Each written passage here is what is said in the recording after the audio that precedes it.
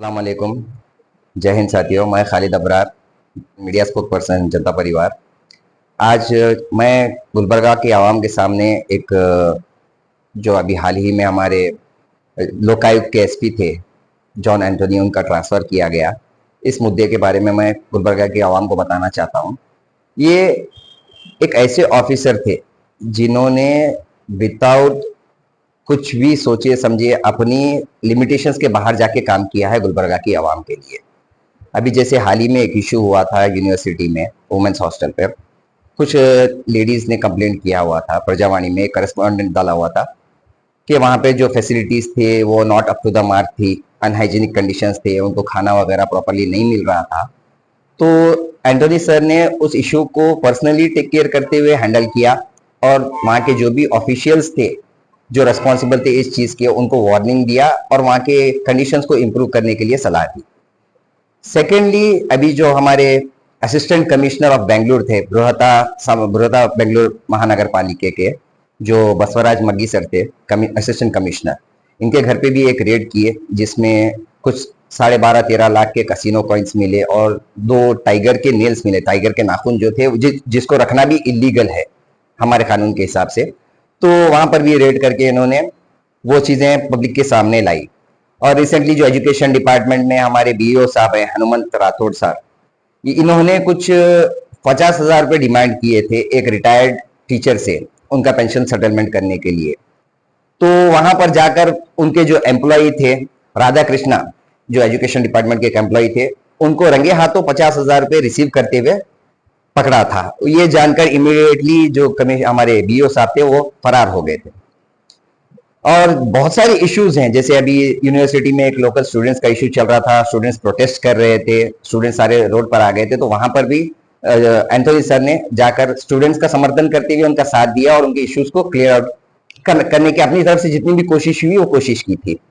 यहां तक कि लैंड ग्राउंड लेवल पर जैसे कि गार्बेज इश्यूज हैं म्युनिसिपल कॉर्पोरेशंस के, वहां पर भी इन्होंने पर्सनली जाकर उन इश्यूज को क्लियर करवाया।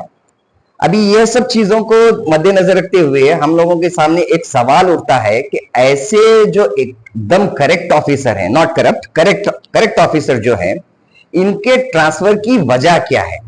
अभी गुलबर्गा डिस्ट्रिक्ट में या गुलबर्गा सिटी में हमारे जो मोस्ट करप्टेड प्लेसेस हैं, नेम्मदी केंद्र, तहसील, सब रजिस्ट्रार ऑफिस, ये सबसे ज्यादा करप्टेड प्लेस है। यहाँ तक कि हमारा कॉर्पोरेशन ऑफिस, जहां पर 3-3 जोनल ऑफिस बनाए गए हैं, जहां पर बहुत सारे जो लोग गुलबर्गा के आवामी लोग हैं, हमारे आवाम को बहुत तकलीफ होती है, जिनको नॉलेज नहीं होता कि उनका प्रॉपर्टी किस जोनल सेक्शन में आता है, जिनको अगर कुछ टैक्सेस वगैरह पे करना है या जिनको खाता निकलवाना है, जिनको नॉलेज नहीं है। तो बहुत सारे ऐसे गरीब लोग होते हैं जो अपनी जेब में पैसे रखकर नहीं जाते, जिनके पास वापस जाने का भी किराया नहीं होता, तो उनको पता कैसे चलेगा कि किस जोन में आता है। और तीनों ऑफिसर्स इनके डिफरेंट लोकेशंस पे हैं। Then what is the use of such a huge building of Gulbarga municipal corporation?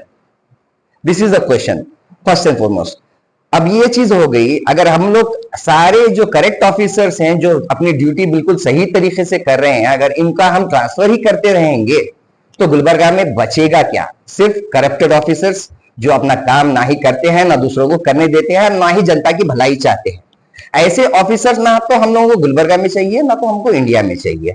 तो हमारा ये सवाल है, हम Janata Parivar, we would like to question this to the authorities, to the district incharge and the MLAs of Gulbarga city, कि ये जो transfer किया है जॉन एंटोनी सर का, ये किस बिना पर किया गया है, और ऐसे कितने ऑफिसर्स का भी ट्रांसफर होगा जो करेक्टली काम करते हैं। अभी जो करप्टेड ऑफिसर्स हैं उनके खिलाफ तो कोई एक्शन लिया जा नहीं रहा है, और जो करेक्ट ऑफिसर है उसके खिलाफ एक्शन लेते हैं, आप लोग ट्रांसफर करते हैं। तो ये हमारा एक सवाल डायरेक्टली हमारे जो और डिस्ट्रिक्ट इंचार्ज मिनिस्टर हैं और जो एमएलए हैं इनसे है। अगर इनका ट्रांसफर अगर आपने किया है तो वेल एंड गुड, ठीक है। अगर आपने कुछ सोच समझ के किया है तो इट्स वेल एंड गुड। तो हम लोगों की आपसे एक और भी रिक्वेस्ट है कि जितने भी करप्टेड ऑफिसर्स भी हैं गुलबर्गा डिवीजन के अंदर, उनके ऊपर भी एक्शन लिया जाए और उनका भी ट्रांसफर किया जाए या सस्पेंड किया जाए जल्द से जल्द। और एक मुद्दा था हमारे सामने जो आया हुआ था, शफी सर जो जिम्स हॉस्पिटल के इंचार्ज थे, उनका भी ट्रांसफर किया गया। इमीडिएटली जैसे ही शरण प्रकाश पाटिल साहब ने इलेक्शन जीता, उसके इमीडिएटली 10-15 दिन के बाद उनका ट्रांसफर किया गया। अगर हम ट्रांसफर्स ऐसा जो ठीक से ड्यूटीज करने वाले ऑफिसर्स रहेंगे, उनका कम्युनल बेसिस पे हो या कुछ और पर्सनल बेसिस पे हो, अगर उनका पर ट्रांसफर करते रहेंगे तो what is the left in the Gulbarga city? This is my question to the authorities. अगर हम लोग या डिबेट करना चाहें, अगर कोई भी कांग्रेस पार्टी या जनता बीजेपी पार्टी से जो भी है, अगर इस मुद्दे पर जो करप्शन का मुद्दा है, इस पर जनता परिवार के किसी मेंबर के साथ भी अगर आप लोग डिबेट करना चाहते हैं तो we are ready, we accept the challenge. हम लोग जो बात कर रहे हैं एक जनरल टॉपिक के लिए बात कर रहे हैं। Corruption is the most most most most important thing that is taking our country behind. हमारे जो इंडिया को गिना जाता है आज भी डेवलपिंग कंट्रीज में गिना जाता है, not developed countries. One of the major जो इश्यू है इसका यही है, करप्शन। ना हम लोग आगे बढ़ेंगे ना आगे बढ़ने देंगे। तो इस चीज के लिए आज का हम लोगों का ये एक छोटा सा,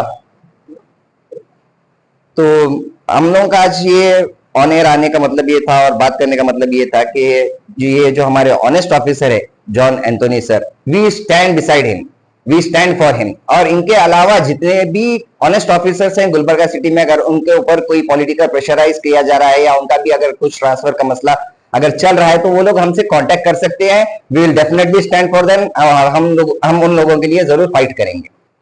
जय हिंद।